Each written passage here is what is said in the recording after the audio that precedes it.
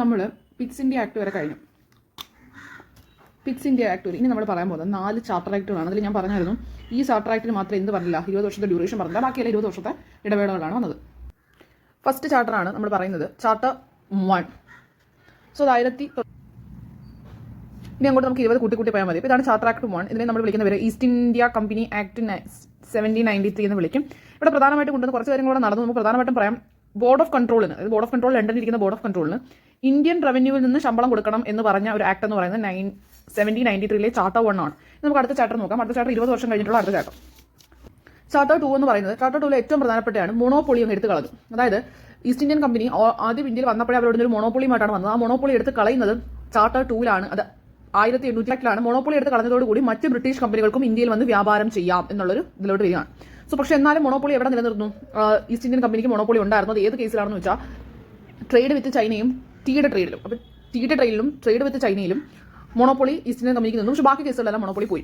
രണ്ടാമത്തെ കേസ് എന്ന് വെച്ചാൽ ഈ ഒരു ചാർട്ടറിന്റെ ഫലമായിട്ട് ക്രിസ്ത്യൻ മിഷണറീസിന്, അതായത് ക്രിസ്ത്യൻ മത പ്രചാരകർക്ക് നമുക്ക് ഇങ്ങോട്ട് വരാനുള്ള അനുമതി കൊടുത്തു. അപ്പോൾ ഏകദേശം ക്രിസ്ത്യൻ മതത്തിന്റെ ആ ഒരു റിലേഷനോട് വരുന്നുണ്ട്. സോ ക്രിസ്ത്യൻ മിഷണറീസിന് ഇങ്ങോട്ട് വരാം.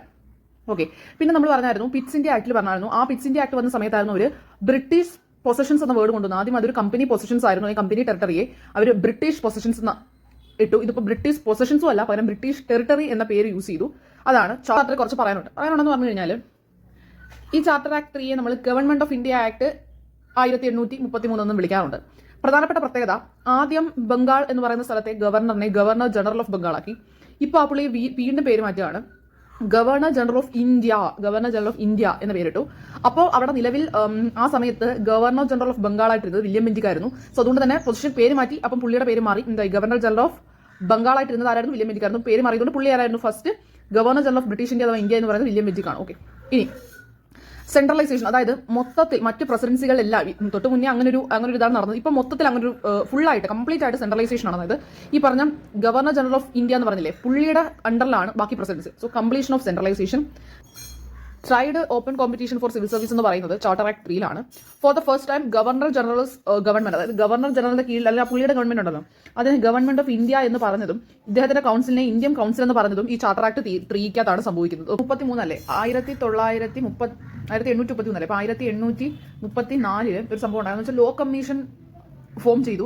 കാരണം വെച്ചാൽ ഇന്ത്യയുടെ പല ഭാഗത്തും പല നിയമങ്ങൾ, ഒന്നത്തെ കാര്യം എല്ലാ പ്രസിഡൻസുകളിലും അവിടുത്തെ ഒരു പ്രത്യേക നിയമങ്ങൾ പ്ലസ് ഹിന്ദുവിന്റെ നിയമം, മുസ്ലിമിന്റെ നിയമം, അങ്ങനെ പല രീതിക്കുള്ള നിയമങ്ങളായിരുന്നു. സോ അതുകൊണ്ട് തന്നെ നിയമങ്ങളൊക്കെ ഒന്ന് കോർഡിനേറ്റ് ചെയ്യുന്നതിന് വേണ്ടി മെക്കാളി കമ്മിറ്റി, അതായത് മെക്കാളി ചെയർമാനായി നിന്നുകൊണ്ട് കമ്മിറ്റി രൂപീകരിച്ചു. അതാണ് ലോ കമ്മീഷൻ. ഓക്കെ. അത് 1834 ഉണ്ടാകുന്നത്. ഓക്കെ. അത് വെച്ചാൽ ഒരു യൂണിഫൈഡ് ലോ ഇന്ത്യയിൽ മൊത്തത്തിൽ കൊണ്ടുവരണം. അല്ലെങ്കിൽ ഹിന്ദുക്ക് ഇപ്പോൾ ഒരേ തെറ്റ് തന്നെ ഹിന്ദു ചെയ്താൽ അത് ഹിന്ദുവിന്റെ നിയമത്തിലേക്ക് ശിക്ഷിക്കാൻ പറ്റും, മുസ്ലിം ചെയ്താൽ മുസ്ലിമിന്റെ നിയമത്തിലേക്ക് ശിക്ഷിക്കാൻ പറ്റും. അതുകൊണ്ട് തന്നെ അവരുടെ ജാതിപരമായി മാറിയിട്ട് യൂണിഫോമിറ്റി കൊണ്ടുവരുന്നതിന് വേണ്ടിയാണ് ലോ കമ്മീഷൻ മെക്കാളി ചെയർമാനായി നിന്നുകൊണ്ട് ഉണ്ടാക്കിയത്. 1834. ഓക്കെ. നമുക്ക് അടുത്ത ചാർട്ടർ ആക്ട് പറയാം. ലാസ്റ്റ് ചാർട്ടർ ആക്ട് ആണ് 1834 1853 ചാർട്ടർ ആക്ട്. ഇതിന്റെ പ്രത്യേകം ഞാൻ എപ്പോഴും പറയാറുണ്ട്. ഇതിന്റെ പ്രശ്നം എന്ന് പറഞ്ഞാൽ do not specify the extension of the companies term. കമ്പനിക്ക് 20 വർഷത്തേക്കാണല്ലോ സാധാരണ ഇങ്ങനെ പതിച്ചു കൊടുത്തുകൊണ്ടിരുന്നത്. അങ്ങനെ ഒരു കമ്പനിയുടെ എക്സ്റ്റൻഷൻ പറഞ്ഞില്ല. കാരണം എന്താ, ക്രൗണിന് വരാൻ വേണ്ടിയായിരുന്നു. ഓക്കെ. അതിനുശേഷം നമ്മുടെ ഈ എക്സിക്യൂട്ടീവ് കൗൺസിൽ ഉണ്ട്, നേരത്തെ ഇന്ത്യൻ കൗൺസിൽ എന്ന് വിളിച്ചുകൊണ്ട് ഇപ്പോൾ ഒരു ഇന്ത്യൻ കൗൺസിലിന്റെ പേരിട്ട് അതിനകത്ത് അതിന്റെ ലെജിസ്ലേറ്റീവ്, അതായത് ഗവർണറുടെ ഫംഗ്ഷൻ, അതിനകത്ത് വരുന്ന ഗവർണർ ജനറൽ ഓഫ് ഇന്ത്യ, അതിന്റെ ലെജിസ്ലേറ്റീവും എക്സിക്യൂട്ടീവ് ഫംഗ്ഷൻസും അവരെന്ത് ചെയ്തു, സെപ്പറേറ്റ് ചെയ്തു. പിന്നെ open competition for civil service, അത് മെക്കാളി കമ്മിറ്റിയാണ് 1854 ചെയർമാൻ ലോർഡ് മെക്കാളി നിന്നുകൊണ്ട് ഇന്ത്യൻ സിവിൽ സർവീസ് കമ്മിറ്റി രൂപീകരിച്ചു. അതിന്റെ ഓപ്പൺ കോമ്പറ്റീഷൻ ഒക്കെ വന്നു. ഓക്കെ. ഇത്രയാണ് നമുക്ക് പറയാനുള്ളത്.